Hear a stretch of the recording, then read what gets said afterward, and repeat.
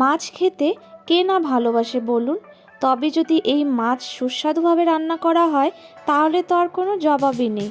ভাতের পাতে অন্য কোনো সবজি আর নেওয়ার দরকারই হবে না, শুধুমাত্র এরকম করে একটু মাছ রান্না করে নিলেই হয়ে যাবে। তো হ্যালো সবাই, কেমন আছেন? মমতা বেবি ওয়ার্ল্ডের একটা নতুন ভিডিওতে আপনাকে স্বাগত জানাই। আমি এখানে নিয়েছি আধা কিলো মাছ।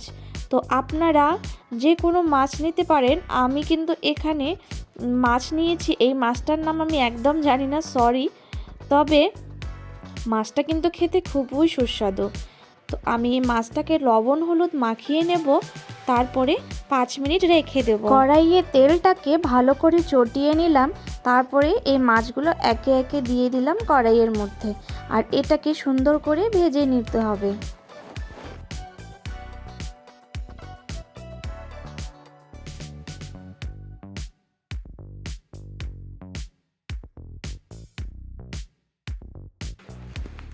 এইবারে মশলা বানানোর পালা। তো নিয়ে নিলাম আমি এখানে একটা পেঁয়াজ, দুটো লঙ্কা আর একটু জিরে। এখন এটাকে সুন্দর করে পিষে নেব মিক্সির মধ্যে। তো অপরদিকে আমার মাছগুলো সব ভাজা হয়ে গেছে। দেখুন, আমি কিন্তু খুব বেশি কড়া করে ভাজিনি। সেম মাছের কড়াইটার মধ্যেই দিয়ে দিলাম আমি একটু তেল, তারপরে দিয়ে দিব 3 থেকে 4টে পেঁয়াজ কুচি। পেঁয়াজটা কিন্তু এখানে একটু বেশি লাগবে, যেহেতু আমরা মাছটাকে কষা কষা রান্না করব, তো পেঁয়াজটা এখানে একটু বেশি দিতে হবে। আমি পেঁয়াজটাকে সুন্দর করে ভেজে নেব। পেঁয়াজটা ভাজার সময় একটু লবণ দিয়ে নেবেন। তো এইভাবে আমি পেঁয়াজটাকে সুন্দর করে ভেজে নিলাম। আপনারা কিন্তু এখানে একটু ঝালটা বেশি করে দিবেন, আমি একটু ঝালটা কম করে দিয়েছিলাম। তো আপনারা চাইলে কাঁচা লঙ্কার পরিমাণটা একটু বাড়িয়ে দিতে পারেন। আমি কিন্তু পরে লাল লঙ্কার গুঁড়োও দেব। তো সেই বাটা মশলাটা আমি এখানে ঢেলে দিলাম, আর এটাকে সুন্দর করে একটু কষিয়ে নেব।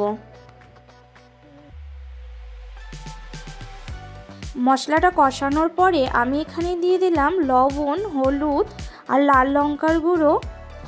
এটাকে সুন্দর করে একটু ভেজে নেব, মশলাটাকে যেন কাঁচা গন্ধটা চলে যায় এরকমটা ভেজে নেব।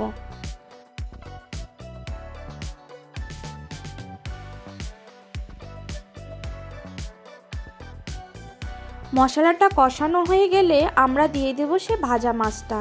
ভাজা মাছটা দেওয়ার পরে এটাকে সুন্দর করে মিক্স করে নেব, আর এটাকে একটু খোলা কড়াইয়ে আর একটু কষিয়ে নেব।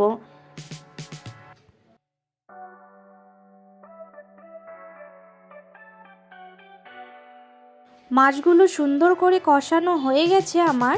তো এখন এটাকে একটু নাড়িয়ে চাড়িয়ে দিয়ে দেব জল আপনারা এতটাই দিবেন যেন জলটা একটু কষানো হয়ে গেলেই জলটা শুকিয়ে যায়, খুব বেশি একটা জল দেওয়া যাবে না। এই যে আমি এখানে আধা গ্লাস মাত্র জল দিলাম, তাহলে মশলাটাও কষানো হবে আর জলটাও শুকিয়ে যাবে, আর মাছটা পরে কষান কষান হয়ে যাবে।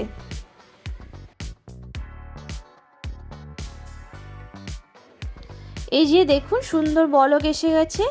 এটাকে কিন্তু ঢেকে দেবেন না, এটাকে খোলা কড়াইয়ের মধ্যে এরকম করে নেড়ে চেড়ে একটু সুন্দর করে কষিয়ে নেবেন। দেখবেন জলটা শুকিয়ে গেলে মাছটা কিন্তু খুব সুন্দর কষান কষান হয়ে গেছে। তো আপনারা দেখবেন মাছটা চালানোর সময় মাছটা যেন পুরো ভেঙে না যায়, একটু সাবধানে চালাবেন। তো আমি এখানে দিয়ে দিলাম হচ্ছে ধনেপাতা কুচি। আপনারা চাইলে ধনেপাতা কুচি নাও দিতে পারেন। এর বদলে কিন্তু আপনারা যখন মশলাটা বাটবেন তখন একটু 5 ফোড়ন বেটে দিবেন, খুব সুন্দর গন্ধ বেরোয়।